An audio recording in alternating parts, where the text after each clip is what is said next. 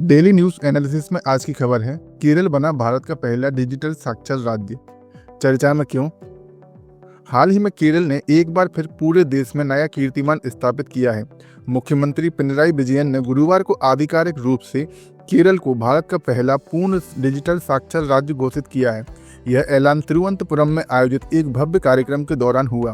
पहले भी केरल में शिक्षा और पूर्ण साक्षरता के लिए जाना जाता रहा है और अब डिजिटल साक्षरता में भी उसने पूरे देश के सामने एक उदाहरण पेश किया है। जानते हैं क्या है डिजी केरलम अभियान।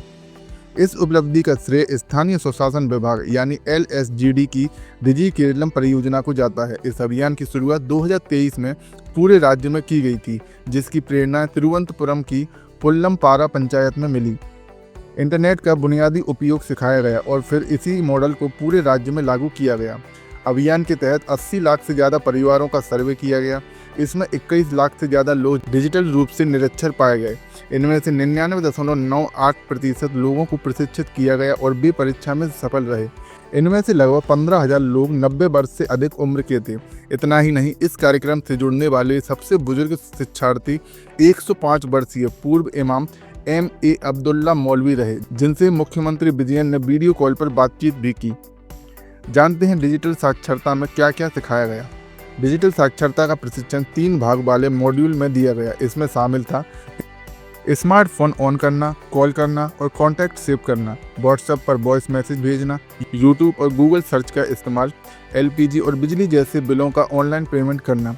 मुख्यमंत्री ने कहा कि इस प्रशिक्षण के कारण अब लाखों बुजुर्गों की सरकारी सेवाओं का लाभ ऑनलाइन ले पा रहे हैं, सोशल मीडिया से जुड़े और रोजमर्रा के काम डिजिटल तरीके से कर पा रहे हैं।